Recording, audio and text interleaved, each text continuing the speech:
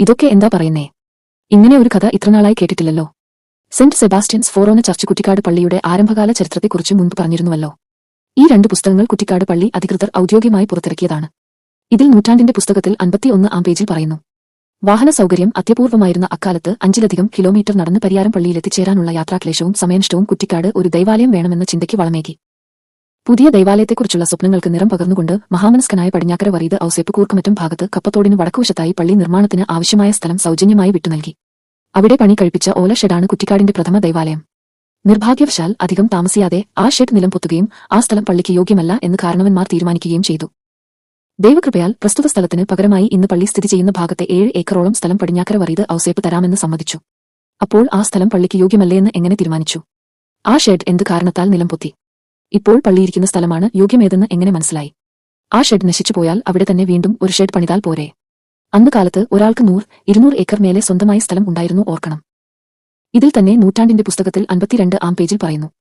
വിശുദ്ധന്റെ തിരുസ്വരൂപം കുറ്റിക്കാട് പള്ളിയിൽ സ്ഥാപിക്കുന്നതിനായി പരിയാരം പള്ളിയിൽ നിന്ന് ആഘോഷപൂർവ്വം കൊണ്ടുവന്ന സമയത്ത് ഭയങ്കരമായ പേമാരിയും കൊടുങ്കാറ്റും ഉണ്ടാവുകയും വി. സെബസ്ത്യാനോസിന്റെ അനുഗ്രഹത്താൽ അതിന്റെ കെടുതികളിൽ നിന്ന് കുറ്റിക്കാട് പ്രദേശം അത്ഭുതകരമായി സംരക്ഷിക്കപ്പെടുകയും ചെയ്തു എന്നാണ് പൂർവികർ സാക്ഷ്യപ്പെടുത്തിയിട്ടുള്ളത്. പരിയാരം പള്ളിയിൽ നിന്ന് രൂപം കുറ്റിക്കാട് പള്ളിയിലേക്ക് സ്ഥാപിക്കാൻ കൊണ്ടുവന്നത് ഓല ഷെഡിലേക്കാണോ അതോ ഇപ്പോൾ പള്ളിയിരിക്കുന്ന സ്ഥലത്ത് ആദ്യം പണിത പള്ളിയിലേക്കാണോ എന്ന് പറയുന്നുമില്ല. കുറ്റിക്കാട് പള്ളിയുടെ ആരംഭകാല ചരിത്രം മുൻപ് പറഞ്ഞപ്പോൾ പരിയാരം പള്ളിയിൽ നിന്ന് ഓല ഷെഡിലേക്ക് രൂപം കൊണ്ടുവന്നപ്പോൾ ഓല ഷെഡ് ഇപ്പോൾ പള്ളിയിരിക്കുന്ന സ്ഥലത്തുനിന്ന് കിഴക്ക് ഭാഗത്താണ് നിർമ്മിച്ചിരുന്നത്. ഇപ്പോൾ പള്ളിയിരിക്കുന്ന സ്ഥലത്തിൽ നിന്ന് കിഴക്കോട്ട് ദേവസ്യാം പുണ്യാളന്റെ രൂപം കൊണ്ടുപോകുന്തോറും പ്രകൃതിയിലുണ്ടായ ഭീകരമായ മാറ്റവും. എന്നാൽ തിരിച്ചു ഇപ്പോൾ പള്ളിയിരിക്കുന്ന സ്ഥലത്ത് വന്നപ്പോൾ പ്രകൃതി ശാന്തമായതും കുറ്റിക്കാട് പള്ളിക്ക് ദേവസ്യാം പുണ്യാളൻ സ്ഥാനം കാട്ടിയതാണ് എന്നും പറഞ്ഞിരുന്നു. അതുമാത്രമാണ് കൂടുതലായി ആരംഭകാല ചരിത്രത്തിൽ ഉൾപ്പെടുത്തിയിരുന്നത്. പല കഥകളിൽ ഒന്നും മാത്രമാണത് എന്നും പറഞ്ഞിരുന്നു. അത് ചിലപ്പോൾ കഥയെ പൊടുപ്പും പൊങ്ങലും വച്ച് പറഞ്ഞുണ്ടാക്കുന്നതായിരിക്കാം. കുറ്റിക്കാട് പള്ളി അധികൃതർ ഔദ്യോഗികമായി പറയുന്നത് മാത്രം വിശ്വാസത്തിലെടുക്കാൻ കഴിയട്ടെ. ബാക്കിയെല്ലാം ഒരു അറിവ് മാത്രമായിരിക്കാൻ ഉപകാരപ്പെടട്ടെ.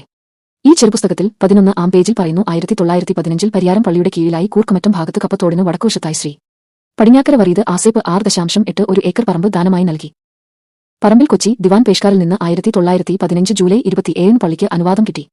ഇതേ തുടർന്ന് ഒരു ചെറിയ ഓല ഷെഡിലാണ് ഇവിടെ ദേവാലയം ആരംഭിച്ചത്. എന്നാൽ ഇത് ദേവാലയത്തിന് പറ്റിയതല്ല എന്ന് തോന്നുകയാലും ഓല ഷെഡ് നശിച്ചുപോയതിനാലും ഇപ്പോൾ പള്ളിയിരിക്കുന്ന സ്ഥലം ശ്രീ ഔസേപ്പ് കൈമാറ്റം ചെയ്യുകയും അവിടെ ഒരു കുരിശ് സ്ഥാപിക്കുകയും ചെയ്തു. ഈ ചെറുപുസ്തകത്തിൽ തന്നെ 12 പേജിലും 13 പേജിലുമായി പറയുന്നു.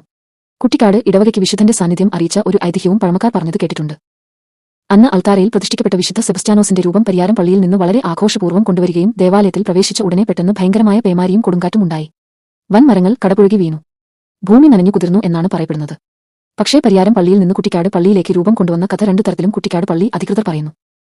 ഒന്ന്, വിശുദ്ധന്റെ തിരുസ്വരൂപം കുറ്റിക്കാട് പള്ളിയിൽ സ്ഥാപിക്കുന്നതിനായി പരിയാരം പള്ളിയിൽ നിന്ന് ആഘോഷപൂർവ്വം കൊണ്ടുവന്ന സമയത്ത് എന്നും. മറ്റൊന്ന്, അന്ന് അൾത്താരയിൽ പ്രതിഷ്ഠിക്കപ്പെട്ട വിശുദ്ധ സെബസ്ത്യാനോസിന്റെ രൂപം പരിയാരം പള്ളിയിൽ നിന്ന് വളരെ ആഘോഷപൂർവ്വം കൊണ്ടുവരികയും ദേവാലയത്തിൽ പ്രവേശിച്ച ഉടനെ എന്നും പറയുന്നു. സത്യം ആർക്കറിയാം?